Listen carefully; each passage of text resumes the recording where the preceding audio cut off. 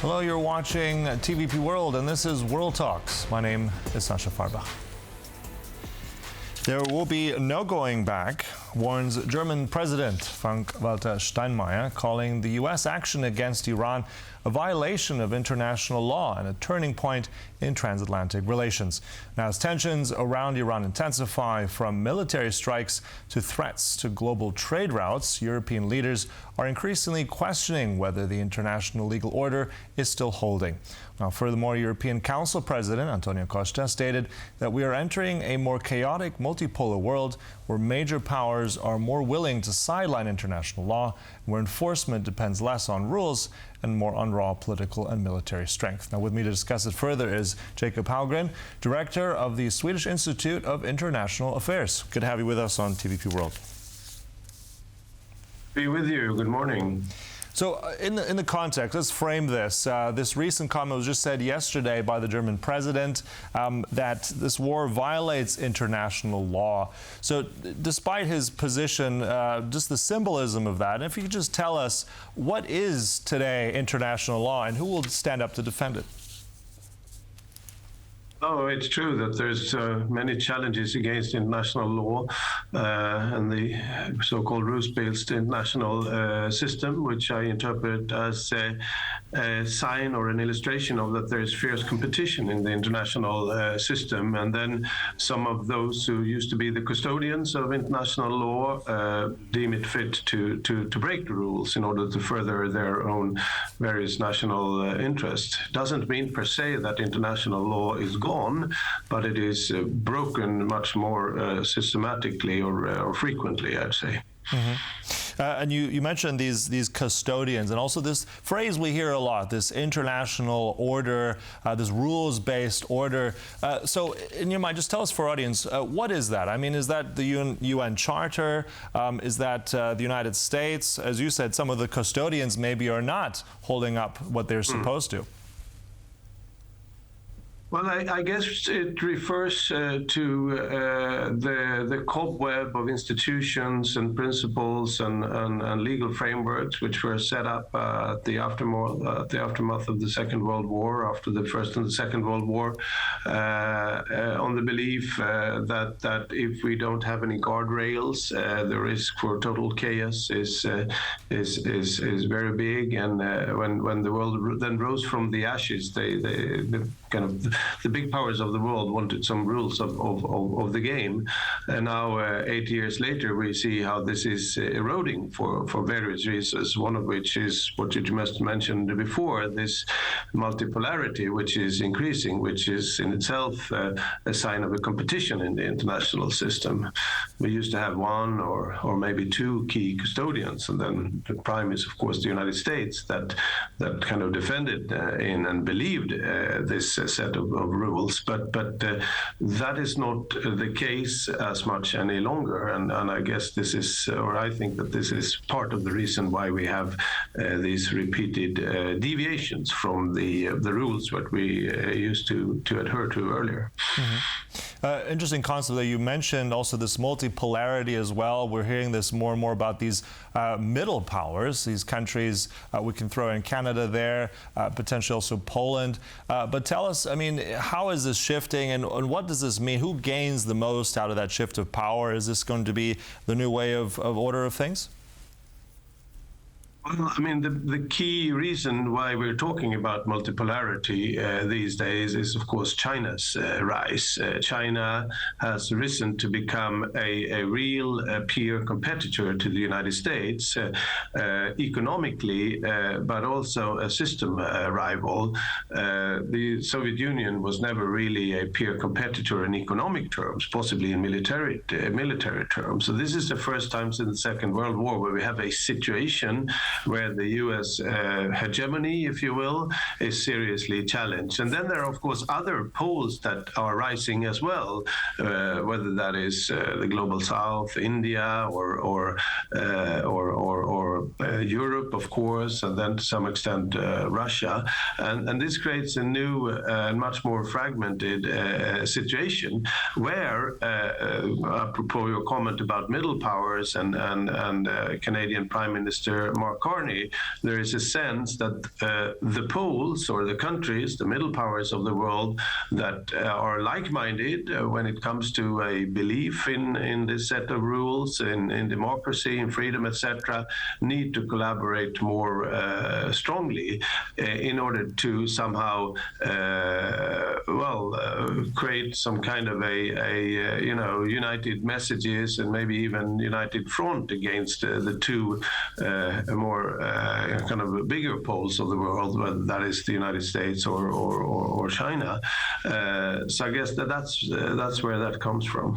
Mm-hmm. And also, I want to draw on the comment of António Costa, the European Council President, also speaking about this yesterday in a speech. And just what stuck out to me, he's saying very much that now there's a world where increasingly power prevails over law, international norms are ignored, and major powers disrupt peace and trade.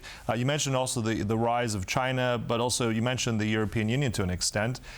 If it is indeed might makes right, what kind of, let's say, possibility, what kind of way can there be for other countries not to follow that? And we look at what Russia has done in Ukraine. We're seeing increasing what the United States is doing in the Middle East.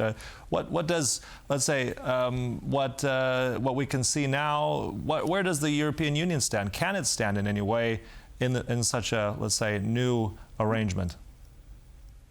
Yeah, well, I think these are the questions that are on everybody's minds these days, as the European Union and Europe is somehow challenged both from the East and from the West in different and new ways.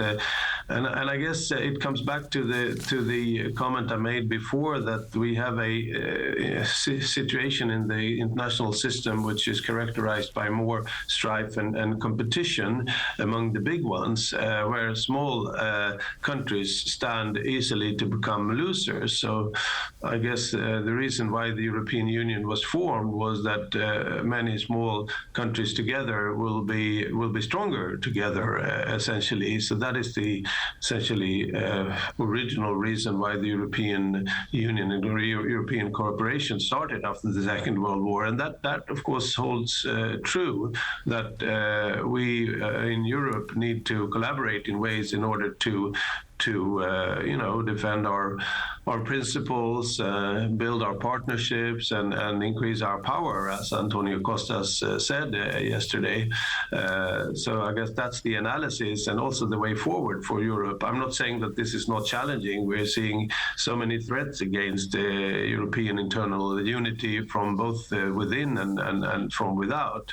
But that is essentially the challenge if we want to, I guess, ultimately defend our way of life, democracy and freedom, etc. So these are quite tall order challenges that we are in front of, I'd say. Mm-hmm. And also, I mean, one of the things that gets held up, especially by many politicians that still push this global order after the Second World War, is the UN Charter. In fact, I mean, we can see, unfortunately, that has been eroded more and more. And it isn't just these last few months we've seen this. But there's also the talk of what's happening right now in Lebanon, what the Israelis are doing there. I mean, that is another crisis growing. In fact, we have a quote from the UN spokesperson, and this is Stefan Dujarric, who said, "There's no military solution to the conflict in Lebanon. We don't need more of this. There's already, I think we're talking about Security Council 1701, this regulation. But, I mean, what do we do with that? Again, we have another example of where a country is taking action unilaterally. Where does this leave the United Nations? Well, throughout the history, there's been many deviations from the rules that we've agreed on, whether it's the UN Charter or other dimensions of international humanitarian law, international law, etc. And that's unfortunately a threat and a dimension of human character. We somehow, I guess, at the end of the day, need to get to negotiated situations where we can somehow recreate balances of power and ways of interacting and collaborating.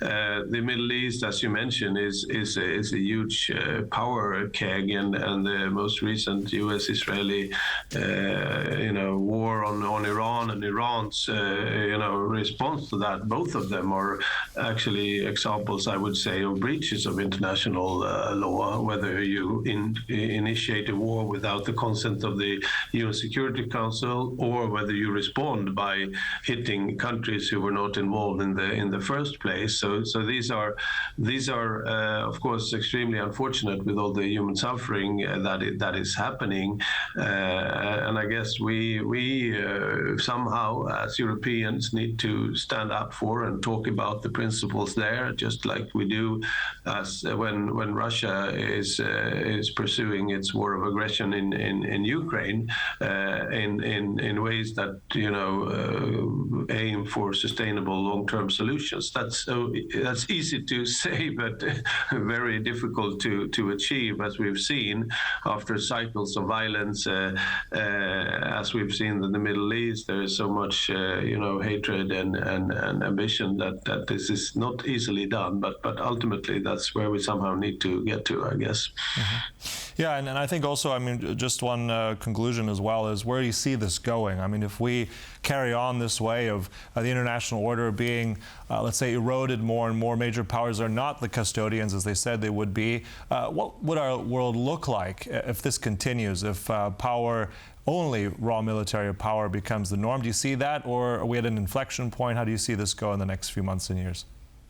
Well, throughout the history of the world, we've seen inflection points which have led to highly undesirable outcomes, major wars, world wars, etc.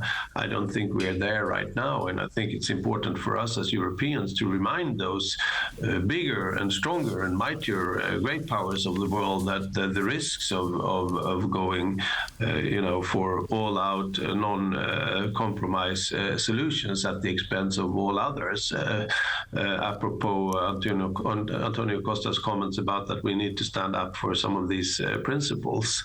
Not easy, but if we want to avoid a further total conflagration, this is what we somehow need to do, and also, of course, live those principles ourselves within Europe and in our interactions with the rest of the world. He is also talking about partnerships, which I think is an important part of how Europe needs to interact with the world, with all this spree of free trade agreements, most recently, breakthrough in Australia, before that India and Mercosur. All of those are, I think, important ways of showing that we want to collaborate with others and build partnerships among those who are, fairly like-minded with us. But not easy, very challenging, and we need, I guess, to ensure that we're not ending up in something which is much, much worse, which we have ample experience of in Europe from history, including in both Sweden and Poland, I believe. All right, so thank you for that really timely discussion. That was Jakob Hallgren, Director from the Swedish Institute of International Affairs. Thank you. And thank you for watching, but stay right here on TVP World for more news and commentary. Goodbye.